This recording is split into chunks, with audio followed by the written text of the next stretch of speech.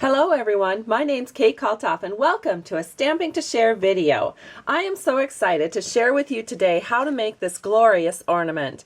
This is going to be beautiful hanging on your Christmas tree, and it's so easy to make. You're just going to be so surprised. Of course, a few big shot tools come into play to make this so beautiful.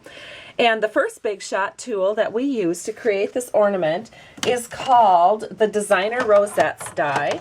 This die is very versatile. If you'll notice, there's three sides to it. There's a top side, a bottom side, and a middle side. The top side, you have your scallops. The bottom side, you have your picket fence look. And if you put your paper through the middle, you just get the score lines. And so this is what we use to make our rosettes. And of course I've put a little bit of sticker paper all along the edge of mine so I can see where the die starts and where the die ends. And what you'll need is 2 strips of 12-inch paper by 2 inches. And what I do is I just lay it onto the die right at the top. And we're going to use the scallop edge today. And then when I put my cut plate over the top, and of course I have a non-cut plate on the bottom, as you can see here. And the reason I wanted to point this out is when you run it through the Big Shot machine, because it is such a long die, I like to keep pressure through the middle of the die. Otherwise, you'll find out that as you roll it through, you end up with drift on one side. And then that makes one end bigger than the other, and then you have to trim it up in your trimmer afterwards. But you can avoid trimming if you just keep pressure through the middle of the die as you run it through the Big Shot machine. These are these 2 pieces of paper that have already been cut. They've been scored. That's all done by the Big Shot machine. And then I've gone ahead and I've accordion folded it, and it is ready to be hot glued so that we can put it into our scallop or into our circle shape, our rosette shape.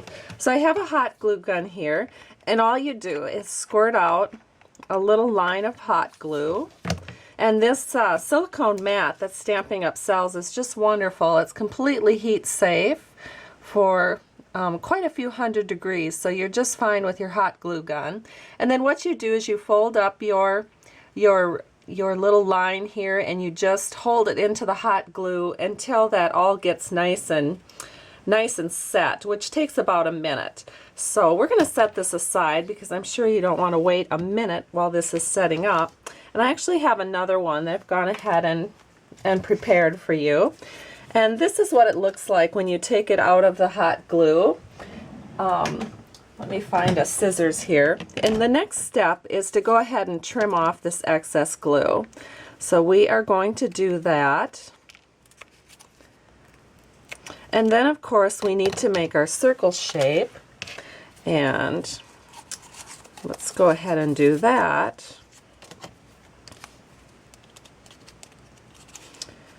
And what I do is I just trim these edges.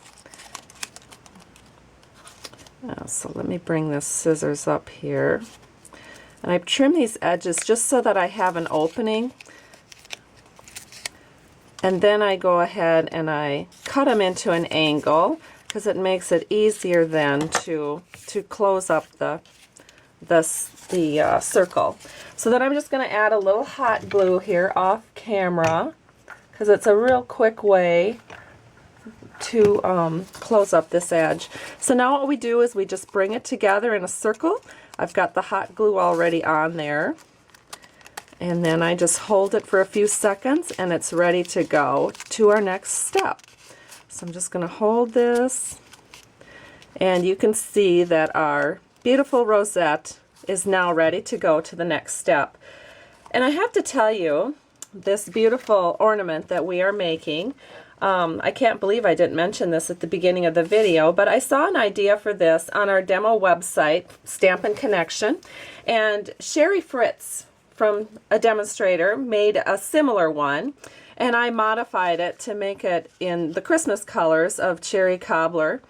And so I kind of put my own twist on it, and I had a little bit different way of doing the bow and the tie and things like that. So I'm going to show you how I did it. But of course I was inspired by someone else, as most artists are, and Sherry Fritz gets the credit for this. So now the next step is to go ahead and glue on the Delicate Doilies cutout. This is the Delicate Doilies large Sizzlet, and I went ahead and I used this piece. You'll notice that it's shiny because I put packing tape over the top. That helps a little bit with those chads so they don't stick in all those holes. And I do have to use 3 vellum shims when I use that die in order to make my chads loose enough to poke out with my paper piercer. So we are going to get our hot glue out again, and we are just going to put a nice big circle of hot glue on the back of our doily, and then we're just going to set that right in the center of our ornament. And then the next step is we are going to add a 2 3/8 inch scallop circle cutout, and it uses the champagne shimmer paper. And we're just going to set that right in the middle, and I've put it on dimensionals to give it a little bit of lift. And then we are using our stamp set called Delicate Doilies that Stampin' Up! Sells in our main catalog. And I've gone ahead and I've stamped 2 of the images onto shimmery white paper, which has a little bit of sparkle in it. So we're going to take our 1 3/4 inch circle punch, and we're just going to put that into the punch, make sure everything is even all the way around, and punch that out. And then we're going to take a new punch that Stampin' Up! Is selling, and it's the 1 1/4 inch scallop circle punch. And we're just going to cut the center of this doily out. So we'll punch that out, and then we have a nice center piece. And we're going to add some dimensionals to this too. I think just 1 on this one. Then we'll go ahead and put 3 on this one. And that's the next step in layering our Christmas ornament here. There we go. So that just gets put right in the middle of the shimmer paper. This gets put right in the middle of that doily. Oh, look at how pretty this is turning out. Isn't it gorgeous? And then, of course, we have a couple of finishing touches here. We have a